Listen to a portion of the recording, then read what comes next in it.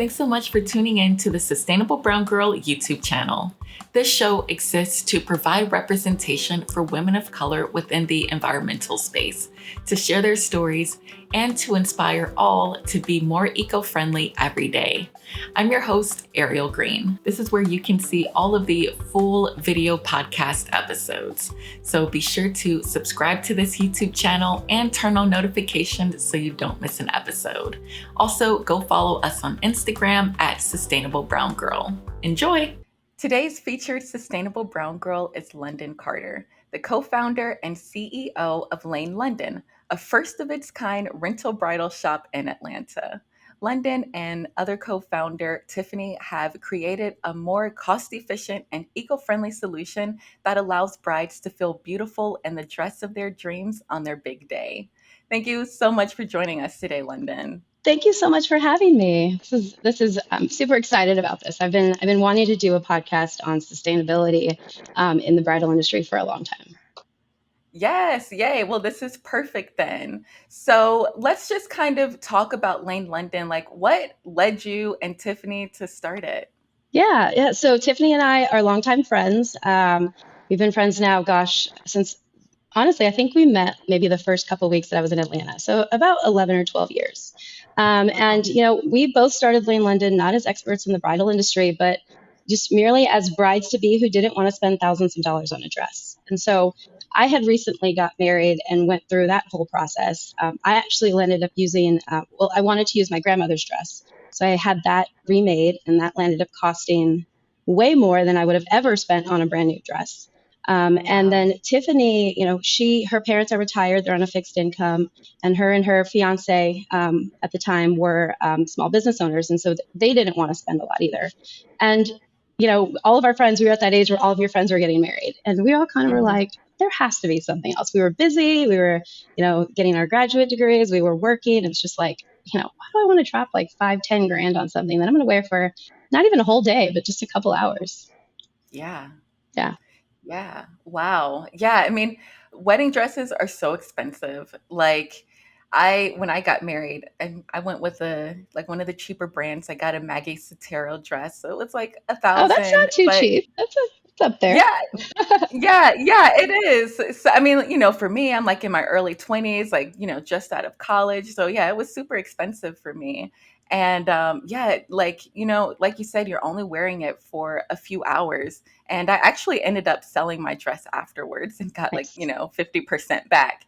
But so tell me more, like, how exactly does the rental process work?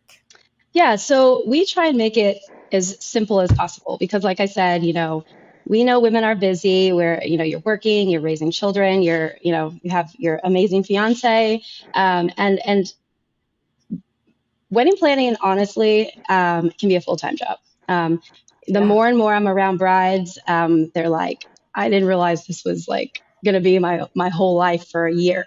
And Right. so how the rental process works is you book an appointment on our website. So we do ask that you come to Atlanta for that first appointment. And we get lots of brides from all over the United States who want to support us or really, just want a sustainable option or just an option to rent. And they would much rather, book a flight, come to Atlanta. Atlanta's great. Come here for the weekend and spend that money on a weekend with their girls and then, spend a fraction of that on their dress. So they're getting the best of both worlds. So you'll start off by booking an appointment either on our site. You can do it through our Instagram or you can give us a call or text. And so once you come to our Atlanta showroom, you'll meet with myself or one of our amazing stylists. And we actually do packages. So this is something that we started in January. So instead of looking through the dresses and saying, okay, like how much is this one? How much is that one? So it's $999, so it's $1,000, and you get any dress in our collection. You get our signature alterations package, and you get one free accessory. So like a hairpiece, a necklace, a bracelet, just something that accessorizes your dress. And so we really do try and pride ourselves on being a one-stop shop for the bride. So she doesn't have to try and match things throughout the whole time that she's planning the wedding. She can come to us, she can get her dress, get her veil, get everything that she needs. And then once she finds the dress, she works with one of our amazing seamstresses. So they have over 25 years of experience. And I think they're around the corner, so I want to speak very highly of them.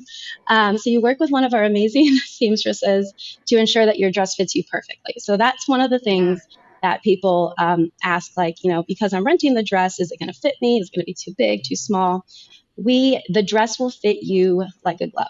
So whether you want to add straps, maybe you a little self-conscious with your arms and you want to add sleeves, you can do whatever you want to make that dress your own. And then Wow. you get married in it. I did skip a step. So once you do all your alterations, you'll come for 3 appointments, and then we'll send it off to dry cleaning. Make sure it's steamed, cleaned, and ready to go. You'll pick it up. You'll have fun. Bring it back a little dirty, and then you're done. You're finished, and you can start your life with your new hubby. Wow, that's amazing. Yeah, I was wondering about the alterations too. So, I mean, I'm assuming they do like temporary alterations so they can just take it out for the next person. We have a little secret sauce that I don't Okay, like to give gotcha. away, but Fair. yeah, yeah. Okay. Okay, that's awesome. Wow. So, for the people who are out of town, how like do you ship their dress to them later? No, so they would actually come back. So what we Okay. do is they'll usually let us know if they have an out of state zip code. We'll kind of call and ask them if they're from out of town. But if they let us know that, Yeah. hey, I'm coming from out of town, we'll just make sure that one of our seamstresses is there. And I would say about 98% of the appointments who come from out of town land up saying yes to a dress. And so what we do is Hmm. we make sure that we have some time afterwards for them to go through that first appointment. So as I mentioned before, there's 3 alterations appointments. So once she says yes to the dress, she'll then move over to our alterations side, which is right next door. That's where I'm at now. And she'll have that full 45-minute consultation with her seamstress. And then what will happen is for her next appointment, so she'll end up coming back twice, sometimes 3, and that really depends on what she's getting done to the dress. But for that Yeah. second visit, she'll come usually on the weekend. She'll come early in the morning for the second appointment. And then the seamstress will work on it throughout the day. She can go have brunch, go shopping, do what she wants to do here in Atlanta. We even had a bride Hmm. who said that her and her friends went to Six Flags and came back. Nice. So there's lots to do here. And then she'll come back in the afternoon once the seamstress has maybe like 4 or 5 hours to work on it, and she'll have that third appointment. And usually at that third appointment, everything's good to go. She signs off on it, and then we send it to dry cleaning. We can ship it to her if she's far away. We've done a few California, Oregon weddings where we can ship it to them, but usually they'll come back. And sometimes they're even from out of town and they're getting married in Atlanta. We see that a lot. So Mm, they, either at college or moved away, but their families are here. So they'll just come back, right. they'll pick up the dress, and they're good to go. Wow, that's so cool. So now I'm wondering, like, what types of brands do you carry? Do you carry like all the major brand, or not all of them, but like, do you mainly carry the major brands of wedding dresses? It's a great question. So we actually try and carry brands that you're not going to see at all of the bridal shops. So we do Mm, carry some of the major brands. So Justin Alexander, I'm sure most brides are familiar with his collections. I think he has yeah. 4 or 5 collections now. So he is one of our main designers. We actually have with him what's called a bridal buyback program. And so how that works is if a bride isn't sure about renting, because we know that it's still a new concept. So if she's not Right. sure about renting, she can actually purchase the dress from us and then decide later on if she wants to keep it or if she wants to give it back. And so what if she decides that she wants to give it back, she'll get a percentage of her money back. So like somewhere between Yeah. like 30 and 40%. Yeah. So that's an option, and that's a program that we do with Justin Alexander's brand new collections. Now, we do carry a few other designers that we have exclusivity with in the Atlanta area. One of those is Oksana Munka, and the other is Pilardi. And those 2 designers, we're in a very unique place with them right now. So they are actually Ukrainian. And so we have Oh, been working really closely with them for the past, I would say, 3 or 4 months to ensure that not only they're safe and the safety of their families and their business, but that also the brides that we have custom dresses with or orders with them are going to receive their dresses in time. And so it's something that I would have never in a million years thought we would a situation that I would have had to navigate, but um, yeah. they truly are.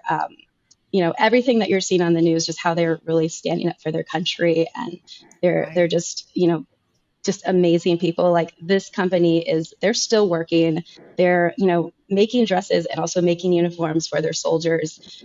They've moved Wow. most of, yeah, they're amazing. And, it's one of the reasons why we've decided to continue with them. They're moving a lot of their operations to Poland, but they are still operating there in Western Ukraine.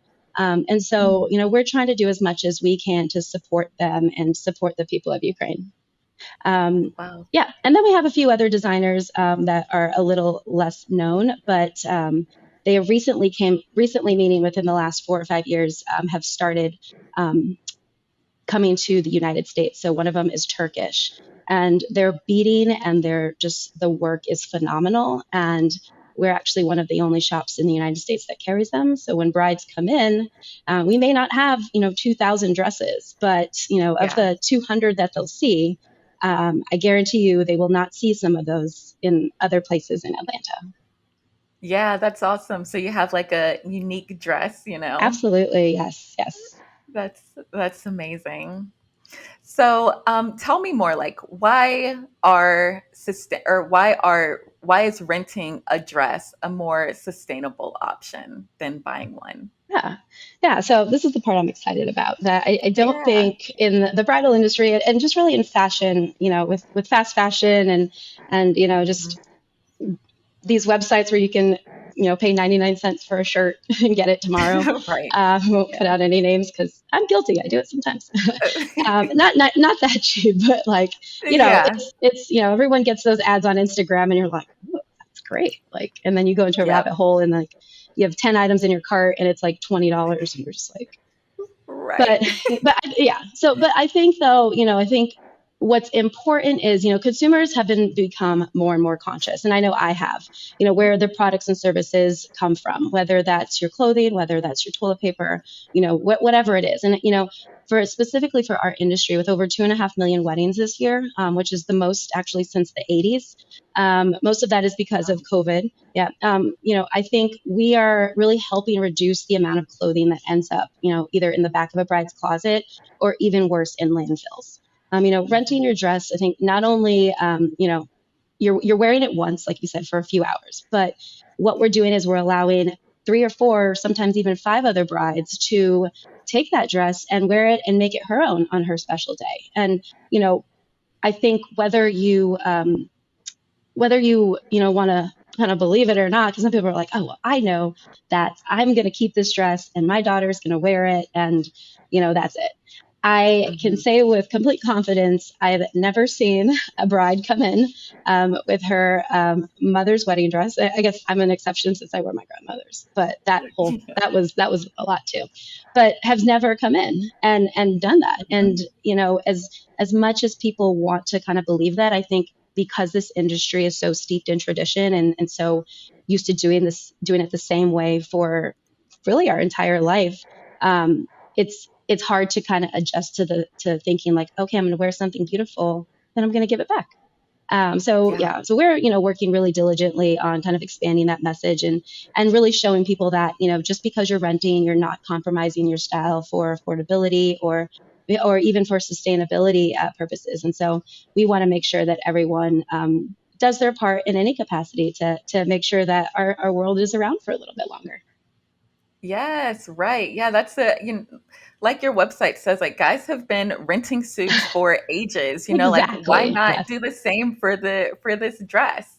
Exactly. So, yeah. So, what are some of the pros and cons of renting a wedding dress? Like, I would think one of the first cons that people would think about is like regret, like, oh, I wore this dress once, but now, like I want to keep it, like you said, for my daughter or whatever. And so, like I said, I sold my wedding dress like within 6 months after my wedding. And I have very few regrets. Like I'll think about it every now and then. I'm like, oh, I wish I got more photos, but there's nothing I could do about that, even if I had the dress. Yeah. Yeah. So, yeah. So, what are Yeah. some of the like pros and cons that you think? Well, and also, you got to think about it. Like technology has evolved so much over the years. So, Yeah. I'll age myself. I'm 36. So I remember, having the disposable cameras or even just a camera and taking pictures, hoping it came out and going and, Yes. 24 hours later or a couple days later, getting the pictures and hoping that they look decent. And so Uh-huh. I think because the way that technology and social media has really shifted, like you said, like you can have a phenomenal photographer and have these amazing photos of your dress. Like, think about it. So for people who do keep their dress, have you ever been to someone's house and they're like, "Oh, let me pull out my wedding dress and show you what it looked like"? No. They either A, probably can't fit it anymore, or B, like nobody does that. They say, Right. "Hey, let me show you a picture on my phone. Look at my screensaver of me and my Yes. husband." Or, I have a photo album that I made, and went old school Right. and printed out photos. So I think that it's that mentality shift of, oh, I have to have this because it's so sacred and this is what I wore on my big day. Well, you can Mhm. also have phenomenal photos and, make those into, posters or things to hang around your house. I know Right. I used, I think Groupon and got like these really cool canvases made of my husband and I. Yes. And it was like $200. And we got like 4 or 5 of them, and they're still hanging in our house. And so I think for people who are still unsure about it, that could definitely be a way for us to combat that con. But really, I wouldn't say it's much cons as it's much, like I Yeah. said, overcoming those barriers and concerns that brides have about renting their dress instead of buying. Like, renting a gown, it feels like, it's a compromise. We want them to feel like it's a normal way of life, of getting your gown, just like it is now to jump in a stranger's car to go to a concert. Like Mm-hmm. 15, 20 years ago, you would have been like, wait, what? So, or Right. staying at a stranger's house when you're on vacation. And so, like Right. companies like Airbnb and Uber and even Rent the Runway really did set the pavement for us to be able to operate and have this model, and people feel comfortable. But we don't want people to feel like it's discounted. We don't want people to feel like they're just kind of like they come in and we send them to the back of the store and there's a rack of these dresses that are old and smelly. We really pride ourselves in making it feel like a premium experience. Um, Mm. you know, Renting your gown doesn't need to be something that you hide. Renting your gown should be a point of pride, a point of like, I saved all this money. I don't know about you, but I got this Right. money. I can now have an open bar and the photographer and videographer that I want. So really kind of Yes. just making them feel as special and have those moments that they would get if they went to another bridal shop, or that they're supposed to get when they go to another bridal shop. Yes. Yes. I love that. On average, about how much would a bride save by renting her dress versus buying one? Yeah, it's a great question. When you talk about the alterations in addition to the Mm-hmm. dress, it's well over $2,500. Well over. Wow. Absolutely. Yeah. And Well, and I that's would say that's yeah. probably on the lower end. Mm, hmm mm-hmm. Yeah. Yeah, definitely. Wow, that is a really big savings. Yeah. Yeah. And, something that I tell people, which is a fact, and I hope I don't mess it up, is over 70% of couples go into some form of debt when they're getting married, whether Yeah. that's credit card debt, whether that's borrowing from your parents. And so, in addition to the sustainability piece, I think just the being financially smart about your wedding and being Mm-hmm. able to have all of the different aspects that you want a part of your big day without having to compromise is super important. And that's something that financial literacy is something that I hold near dear to my heart. I do have a financial background, and really making sure that people understand that you can have your cake and eat it too. Then Yeah. you can have the dress of your dreams and still have money saved over for a honeymoon or for a new house or whatever you and your new husband want to do. Yes, right, exactly. Yeah, definitely starting your marriage off on the right foot and not in debt Absolutely. is going to make things a little bit easier. Yes. Yes. Totally. Now I want to kind of shift more into like the entrepreneur, like business owner side of, having the bridal shop. So, well, I see you have your shirt on Yes. what does your shirt say? So it says only entrepreneurs work 80 hours to avoid working 40 hours. Um, Yes. I saw this on Instagram. It's a brand called Curtis Black Label, and it is so comfortable too. Um, Nice. and I'm just like, I need that shirt because that is so true. But there's a Mhm. huge difference because I would not trade the 80 hours that I spend on Lane London for any other 80 hours in a corporate job or working for someone else. So. there is a Yes. difference. Right. What did you say your background was in? Like, you said you weren't planning on going Yeah. into the bridal industry. So, what was your plan Yeah. A? Oh, it was all over the place. But Okay. high level, my plan A was corporate America and just shattering that Yeah. glass ceiling. Yeah. So I went to a small private school in St. Augustine, Florida called Flagler College, and I studied political science and communications. Hmm. I worked in DC, so I had my great uncle worked for a senator in DC, and so I would spend my summers interning in DC. I thought that was going to be my path, whether it was a legislative aid or working for a nonprofit or um, maybe even Obama. Yeah. But yeah, so I was in that, and then I went to DC, and nothing against DC, but it just wasn't for me. It just wasn't for me. Mhm. And I graduated. I said I was 36, so people can probably do the math. But I graduated during a little bit before the Great Recession, and so it was very tough navigating that and really trying to figure out. Okay, now you went to school. You're supposed to be able to just go to school and then get a job and then stay there for 15, 20 years and then retire and move to Boca. But it was a little different, and that's why I feel for college students right now that are going through the pandemic. I actually would much rather go through a recession than the pandemic. but Right. but it was I had really amazing parents who kind of let me figure out what worked for me. So I worked Mhm. for Michael Kors for a little bit. I think that's kind of where my passion for fashion. I didn't want to rhyme, but Yeah. a passion for. I've always loved fashion and just the way that it makes you feel. No matter Yeah. what size you are, no matter where you are. Like I grew up with three brothers, and my we were very middle class, and we would go to Goodwill and Salvation Army, and we made it fun where we're like, let's vintagey, like before it was cool to shop at them. And so with fashion, you're really able to express yourself and have that confidence. And that's what I try and do with my brides, no matter what size they are, and just let them know, hey, let's throw out the whole budget talk and let's throw out what you're self conscious about. Let's figure out what makes you feel good. And Mhm. let's go from there. And so I worked in fashion for a while. Then I moved over to finance, realized that that wasn't for me, moved over to finance, and then HR, people services, is where I kind of landed prior to starting Lane London. So I worked in diversity and inclusion, and at a large Fortune 500 company, and still super passionate about that work. I've just kind of transitioned it into my own business.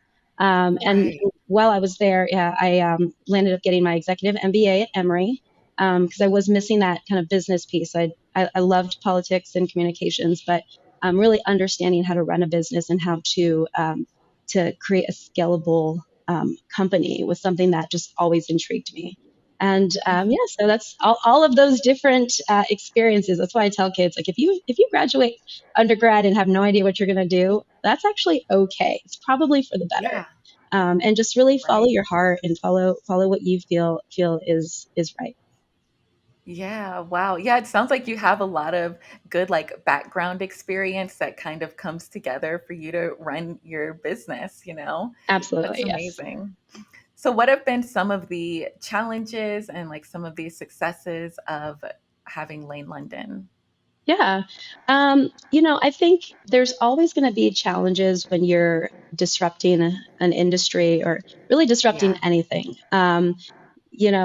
I've heard no probably more than I ever thought I would hear in my lifetime. Mm.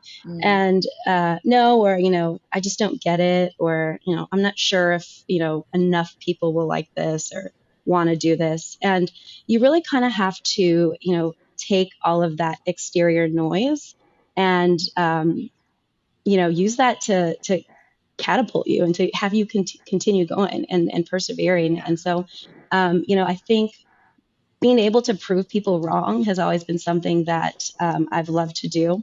I'm part Spanish, part African American, and part Irish, and so like, I grew up in the '80s and '90s, and thankfully I didn't face too much adversity growing up. It wasn't until I reached corporate America that I started to kind of see, I am a little different than these motivates people. Hmm. But what I was able to build was, that resiliency and, that thick skin to be able to say, look, I can do it and I can prove you wrong. And here's how I'm going Yeah. to do it. I love, and I just forgot her name, but the new Supreme Court judge. Oh, I think yeah.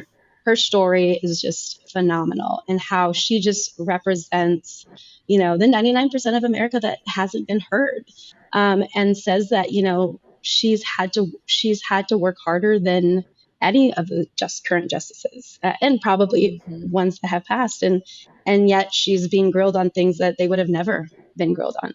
And I think that's Right. just something, as Black and brown girls, we go through, and we kind of say we know that we're going to go through it, and we know how to get past it. So, um, I mean, there have been challenges, but we've overcame them.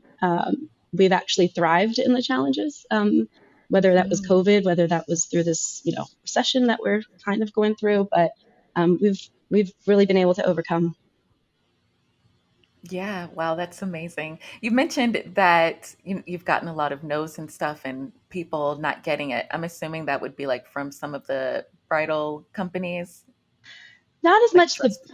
yeah, I mean, not as much the bridal companies, more on the financial side. Ah, Yeah, more on the financial side. Small business loans, SBA. I'll put it out there. I see. Yeah. It's like, because our model is so different, we would hear Yeah. things like, your projections don't make sense. Like, Mm. how are you? My favorite is like, I said, I think this was like 3 years ago. I said in 2021, we could do 150,000. And I think at the time we were doing around like 30 or 40,000. They're like, that just doesn't make any sense. And because then it said like in 2022, we're going to do a quarter of a million. And they're just like, there's no way, we don't see it. And we have Yeah. blown those numbers away. We've actually 10x that. So, Yes. Oh yeah, my so gosh. that's pretty fun, just like to go, like, someone was like, you should email that person who denied you and like send her your like financial statements and be like, Yep. there you Yes. go. but Wow. but it's just like, without those no's, it wouldn't have pushed us to say, all right, well, how are we going to increase our revenue to make sure that we can Hmm. make payroll, to make sure that we can advance how we need to. We have to do it on our own. If they're not going to do it for us, we can either crawl in a hole and cry, or we can figure it out ourselves and do it. And we really haven't looked back from there. We are actually going to Yes. start raising a seed round later this year, early next year. But we've been able to go another 2 years without doing that, and so Wow. that's been amazing. That's incredible. Oh my gosh, Yeah, congratulations on your thank you, success and thank growth. I, you. I just imagine it's going to keep growing. So, yes. Do you have any plans like for franchises? Like what's next for Lane London? We have some things in the works. Yeah, I can't go into too much detail on that sure. right now, but we Mhm. do plan. I can say we do plan on offering Lane London to brides across the United States. Um, Hey, yes, we do. so exciting. Oh my gosh, I can't wait. I'm Yes, sure, yes. with having, more options out there, that's just going to spread the word more, get more people to rent their dresses, be sustainable, help the planet, and look Oh great yeah. doing it, saving money. Oh yeah. That's so amazing. We got some really cool things in the works that what I Yeah. tell my team is, I just don't want to be cool or the new thing. I want us to be remarkable. I want us to be the go-to for when Hmm. you get married. Um, Hmm. and there's no other option. It's just like, oh yeah, you're getting married. Oh yeah, Yeah. I gotta go to Lane London. I gotta book my appointment. Yes. And like, so Yes. it becomes a household name. It not only becomes a household thing to rent your dress and be sustainable, whether that's just your dress or your entire wedding, which I can talk about that too. I got some fun stuff. But we're that premier experience. You don't even think about Hmm. the rental piece. You just say, I got to go get my dress at Lane London. Right. Exactly. Yeah. Because I Yeah, mean, like we've been saying this whole time, you're wearing it one time. Like, why not rent it? It just makes absolutely, sense. absolutely. Yes. One of our Awesome. slogans is, I don't think it's over here. It says, "Men do it. Why shouldn't women?" Because men have Exactly. men have been renting their tuxedos forever. I mean, Yeah. yeah, my husband rented his. I mean, he's never gonna wear a tuxedo. He's just that's not him. And so it's like buying one for a couple $1,000s wasn't even an option for him. It's just like, and Right. sometimes men will come in with their fiancés and they'll be like, wait, we thought this was an option, or they're the ones that told their fiancés to look into it because they're like, well, Yeah. can't you already do that? Like, and so that's really cool. Those are cool memories and Right. experiences. Yes, that's amazing. I love it so much. Well, London, it's been such a pleasure having you on. Um, Let us know like where everyone can find you online on Instagram. Yeah, so you can find us, of course, on the gram, Instagram and TikTok, which is our new favorite. We love if you follow us on TikTok. I'll go out there and say I think we're one of the bridal shops that are on TikTok that have fun with the experience and make it all about our customers and my awesome staff. Hmm. We love like just being fun and goofy. So if you go on there, I think we have a little over 20,000 likes and Nice. a decent amount of followers, and so that's a fun place. But definitely Instagram. We feed a lot over there. You can find us on Facebook, and then our website is lainelondon.com. That's LAINELONDON.com. Yay. Yes, I love watching your reels. It's seriously every time I'm like, "Oh my gosh, I want to go try on dresses." Like, I hope I never get married again, but I want to go try on dresses. Yeah, do like a vow renewal. It'd be fun. Right. Yeah. Yeah, exactly. Okay. Well, our last question is, what does being a sustainable brown girl mean to you? Yeah. So, I put a lot of thought into this question because I think there's different ways that you can approach it. But I think for me, it's really doing your part, doing my part to really use my voice and platform to reduce just the negative impacts of the environment. Period. And I think that if everyone does their part, it'll just make the world not only a better place but a more sustainable place to live. My husband's actually French Canadian from Newfoundland up in Canada, and Nice. well, I haven't been there yet. I'm super excited.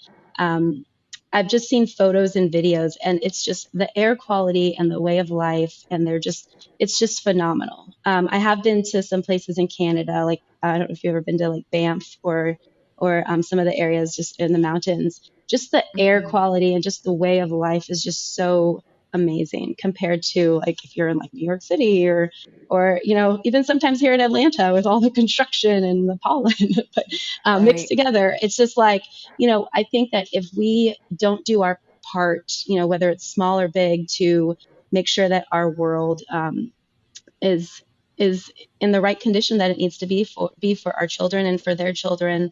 Who knows what it's going to look like? And I think by renting your dress, you're eliminating that need for, like I said, new production of hundreds of dresses. You're Hmm. offsetting so much carbon emission. We are able to reduce our shipments that we need to buy stuff. And I think there's this really great guide called the Green Bride Guide, which I'll definitely send you the link for. But they say Yeah. that the average wedding produces 400 pounds of garbage and 63 tons of CO2. And when I read that, I was like, Wow. that is insane. And like I said, with all of the weddings that are going on now, like we've actually almost doubled, it'll almost be double what it was a couple years ago. That's almost $1 billion of trash or £1 billion of trash. And so I think, Wow. if just think about all those weddings, if just a fraction of those 2.5 million weddings rented their dress from Lane London, um, you Yes. know, we could just be doing so much for our planet. Exactly. Yeah. Yes. Exactly. Yeah. There's other than renting your dress, there are definitely ways to be more sustainable with your wedding. So Absolutely. that That's like, yeah. I mean, there's so many. That could be a whole nother podcast, but there's so many ways. yeah. Wow. Yeah, that's definitely something to talk about for sure. So thank you so much again for joining us today. It's been such a pleasure. And yeah, we will definitely be following what Lane London is up to because I know you're just going to keep growing and, making all these brides beautiful. Oh, thank you so much, Ariel. This was so fun. I just love taking a few minutes out of my crazy schedule and just having a great conversation. Yay. Thanks, Oh, Londyn. you're so welcome. Don't leave just yet.